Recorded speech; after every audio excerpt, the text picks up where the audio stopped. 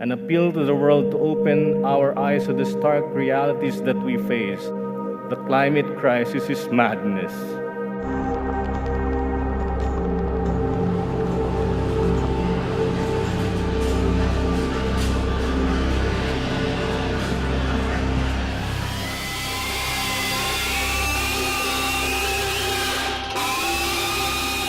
What we found are extraordinarily inhumane conditions at Smithfield Foods, the largest pork producer in the entire world. I still remember the first time I ever laid eyes on a gestation crate facility and seeing the helplessness of these animals who have done nothing to deserve the fate that they're enduring. Suffering inside of these crates is just absolutely devastating. The Humane Society of the United States has investigated one of Smithfield's breeding operations.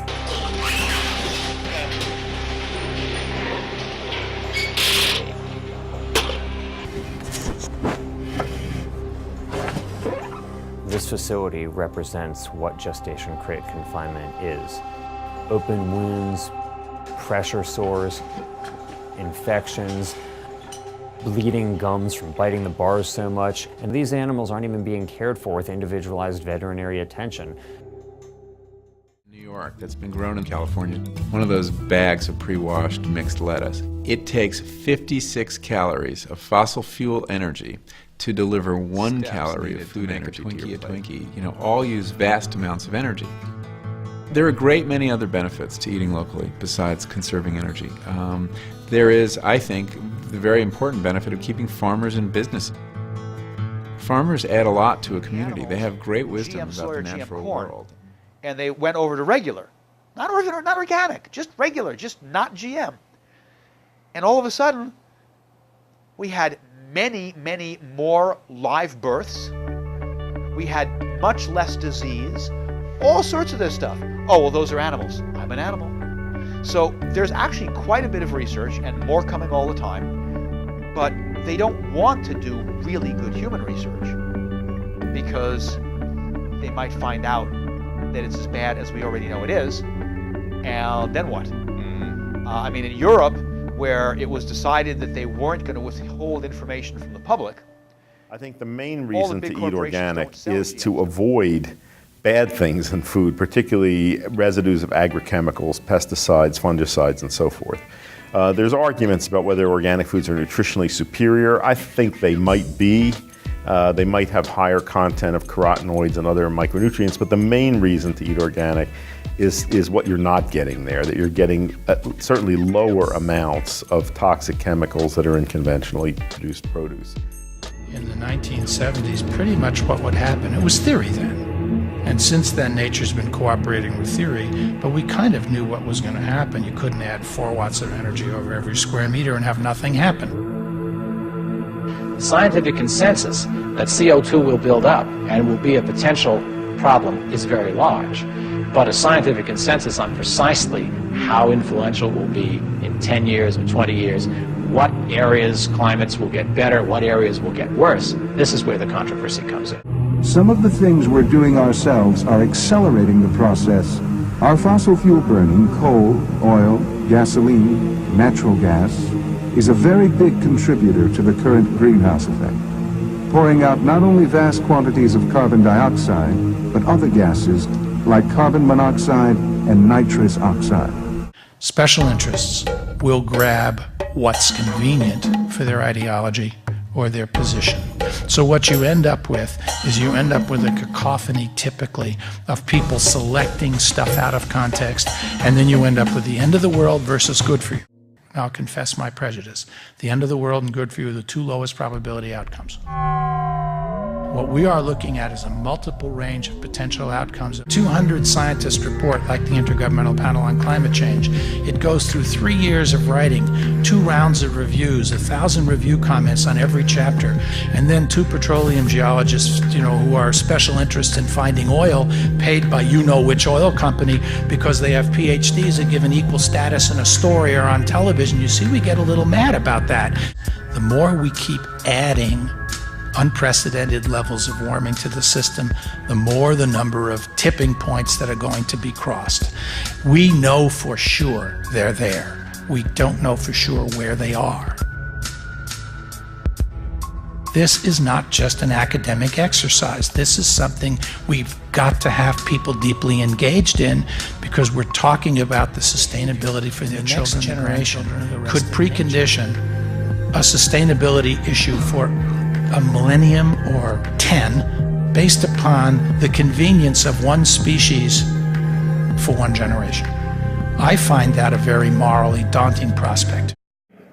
To anyone outside who continues to deny and ignore the reality that is climate change, I dare them to get off their ivory towers and away from the comfort of their armchairs. I dare them to go to the islands of the Pacific, the Caribbean, the Indian Ocean, and see the impacts of rising sea levels, to the mountainous regions of the Himalayas and the Andes, to see communities confronting glacial floods, to the Arctic, where communities grapple with the fast dwindling sea ice sheets, the large deltas of the Mekong, the Ganges, the Amazon, the Nile, where lives and livelihoods are drowned, to the hills of Central America that confront similar monstrous hurricanes, to the vast savannas of Africa, where climate change has likewise become a matter of life and death as food and water become scarce. Not to forget the monster storms in the Gulf of Mexico and the eastern seaboard of North America, as well as the fires that have raged down under. And if that is not enough, they may want to see what has happened to the Philippines now. Each summer, tourists flock to Newport, Rhode Island, drawn by its quaint harbor and sandy beaches. But Ted Roble is aware of an unsavory and largely invisible problem that many of them miss. When it rains, Newport's harbor and beaches become polluted by human and animal feces. The problems with the sewage pipes separate the storm drains from the sanitary drains, so when it rains, we don't flush poop into the harbor. There are two sources to Newport's water pollution. The city has an old combined sewer system that gets overburdened by stormwater runoff and often overflows into the harbor. The other, more insidious problem stems from the stormwater itself, which carries animal feces, oil, and other pollutants onto popular beaches on the island. Nearly 40 years after the Clean Water Act, which was meant to stop such pollution, both of these issues persist, and not only here, but in hundreds of communities across the country, including New York City, Cincinnati, and LA. Just like that. It's like something out of a horror movie.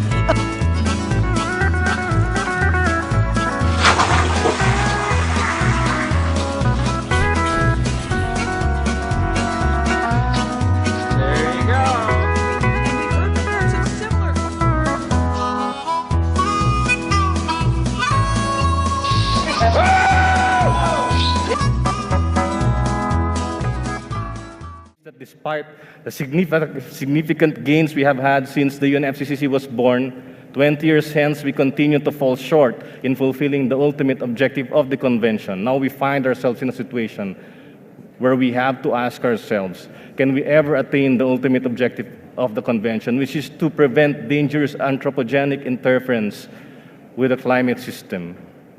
By failing to meet the objective of the convention, we may have ratified our own doom. And this would create so many jobs, and to not go forward with it makes absolutely no sense whatsoever, because there might be a climate problem. 1, we are the people. 2, you can't ignore us.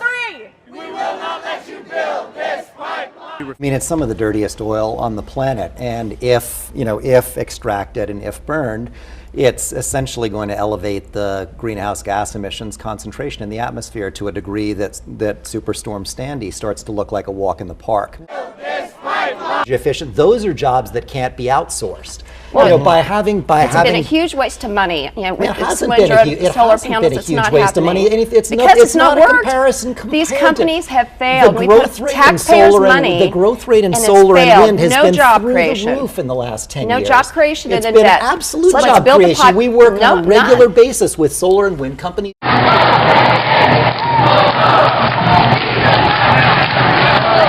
We should just stop throwing government money towards companies like government money. Right now we're throwing government money. Jump in.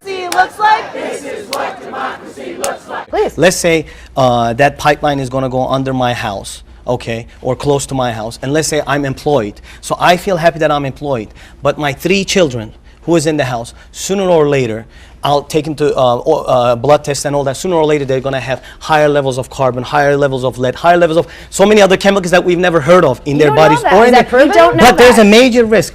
If I'm a parent, would I like to take the risk? If not us, then who? If not now, then when? If not here, then where?